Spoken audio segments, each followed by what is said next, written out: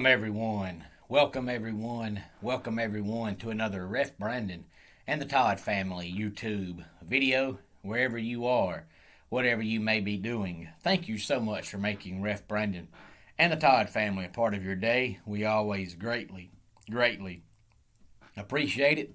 If you can hear the excitement in my voice, it's because we're going to be talking about college football again. I mentioned it last week when we ran down the top 25 in the coaches poll that I would try to come back on here one day this week and we'll run down the top 25 in the AP poll.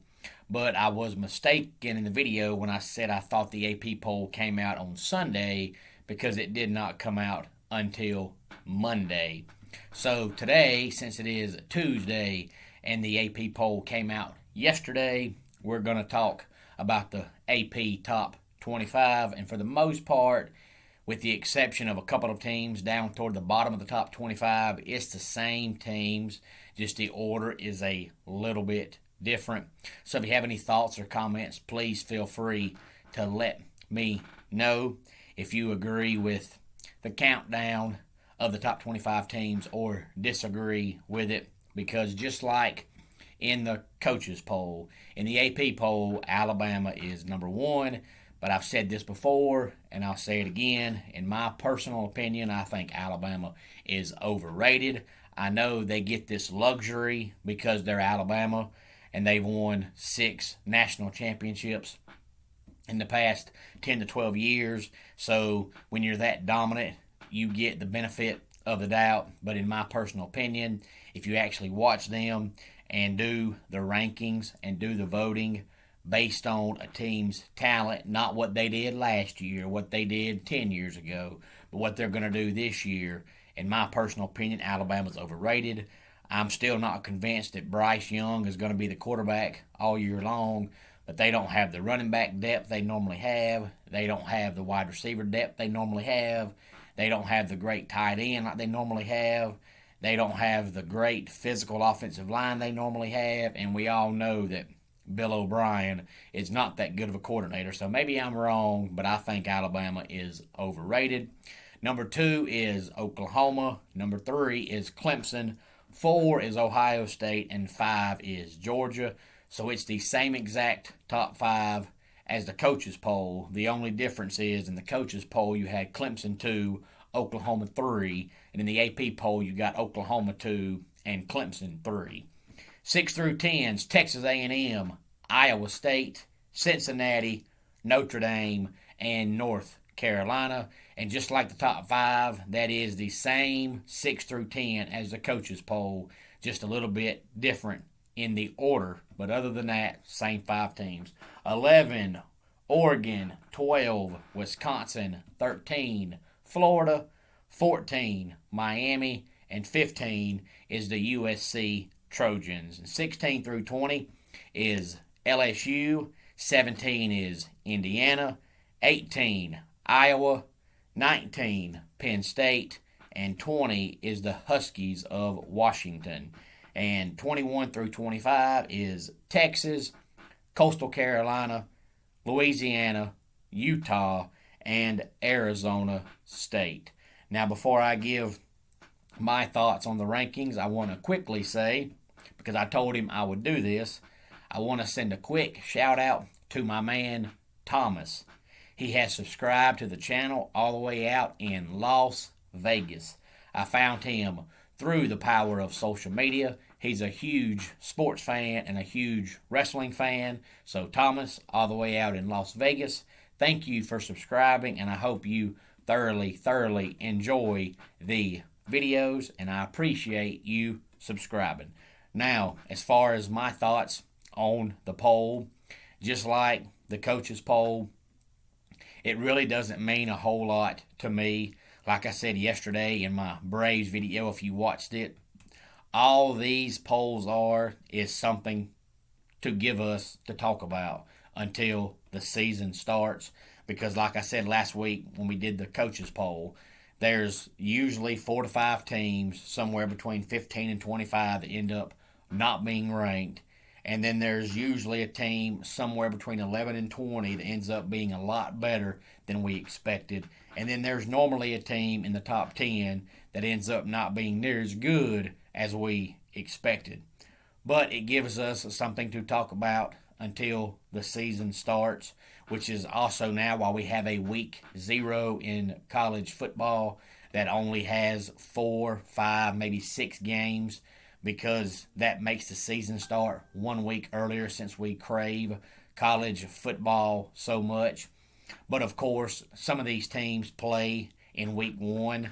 So by week 2, this poll is going to look tremendously different. But I do think it's cool that I mentioned last week in our coaches poll video that if one of the teams that was ranked fell out, the first team I would look at to jump in is Utah. And then when the AP poll comes out, it's got Utah in 24th place. Of course, Coastal Carolina is 22nd, but in my personal opinion, they will wind up being a top 15 team, maybe a top 10 team, but it all depends on what everybody else does. But I'll be shocked if they don't finish at least in the top 15. I'm a big fan of their quarterback, McCall, and when I look at their schedule, I don't see any way they go worse than 11-1, 10-2 at the worst, more than likely 11-1. And if they have back-to-back double-digit win seasons, they will finish in the top 15, maybe the top 10. And I've said it before, and I'll say it again. In my opinion, Florida is overrated. I know a lot of people think that Emory Jones is going to have a pretty good season as their quarterback. I'm sorry, I don't see it. Dan Mullen gets all this praise for being supposedly a quarterback guru, but yet the only quarterback he's ever had that was worth a darn was Dak Prescott, and that ain't nothing that Dan Mullen did. It's just Dak Prescott is a decent quarterback. Outside of that, he's never had a quarterback, in my opinion, that was any good. I don't count Kyle Trask because Kyle Trask was at Florida before Dan Mullen got there. So he didn't make Kyle Trask good. Kyle Trask was already good. And in my opinion, Emory Jones is just not any good. But we'll wait and find out, not to mention that last year's Florida's defense was absolutely horrendous. So unless their defense has improved tremendously, there's no way that they're a top 10 football team. But maybe I'll end up being wrong on that as well. So please feel free to give me your comments on what you think about the top 25. If you have any, like I said, in my opinion, it doesn't mean anything. It's just something that gives us something to talk about until the actual season starts, since there's such a long off season in college football. And let me mention this, because I know there are some people that only like college football, but there are some people that like college football and the NFL. So if you're a fan of the NFL, I want to know, I know it's just preseason, so I'm not talking about anything that's actually happening in the games because it doesn't mean anything.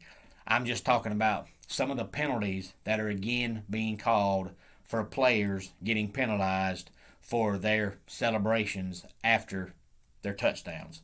Because this used to happen, 10 to 12 years ago, and a lot of people started calling the NFL the No Fun League, because if a player got up and did any kind of dance or motion or jump, jive, anything, he got penalized. But they've kind of, relaxed on it over the last 3 or 4 years, and now it seems like in the preseason that they're getting tough on it again.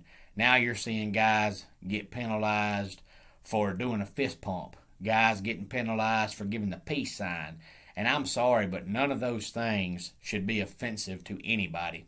So if you're an NFL fan, whether it's a team or the overall sport, please give me your thoughts on if you think the NFL is going back to being the no fun league. And if you've seen any of these celebrations, are you offended by a guy giving a peace sign? Are you offended by a guy grabbing his junk? I want to know, because to me, if nobody finds this stuff offensive, I don't know why the NFL is penalizing these guys for it. I know a few years back When Terrell Owens played, he got penalized one time for scoring a touchdown when they were playing against the Cowboys. He took off running all the way to midfield and got right on the Dallas Cowboys star and started dancing. He was just letting everybody know, I'm the real star. I get that. That was going too far, because when you score a touchdown and you take off sprinting towards midfield all by yourself, everybody on the field and everybody in the stands quits watching what's going on, and they look straight at you trying to figure out what in the world you are doing. So a situation like that, I get it. He's taken away from the game to put all eyeballs on him, but that was because Terrell Owens loved himself some Terrell Owens. I get that. In a situation like that, if you want to throw a flag for a guy's celebratory celebration, I get it. But if a guy scores a touchdown and gets up and jumps or twists, I personally don't see anything wrong with it. So I want to know if anybody out there has any comments towards that. And the main reason I hate it is because it makes people hate the referees, because they're the ones throwing the flags. But it's not the referees' fault. They're just throwing the flags because they're told that, they're breaking the rules, throw the flag. But nobody looks at it that way. They look at it as stupid referee, even though all the referee is doing is he's following the rules that he's been told to follow. But people don't look at it that way. They look at it as it's the referee's fault, even though they're just following the rules. So I want to know if anybody has any thoughts on that. I figured I'd throw that out there since we were talking about football. But if you have any thoughts on the AP poll, please feel free to let me know. And again, thanks to my man Thomas for subscribing to the channel all the way out in Las Vegas. I hope you enjoy the videos, and if you like sports and wrestling, I believe that you will. Tomorrow, of course, being a Wednesday, will be number 2 in our second edition of Top 10 Halloween Candies. Last week, of course, was Top 10 Worst Halloween Candies, and tomorrow will be Top 10 Best Halloween Candies. Let me go ahead and say this, and we'll get off here. It's our dad joke of the day. I have a fear of speed bumps, but I'm slowly getting over it. And that wraps it up for today's Ref Brandon and the Todd Family YouTube video. Until next time, it's Ref Brandon saying, just like in pro wrestling, life can be over by the count of 3. Tell your friends and family how much you love them. Bye.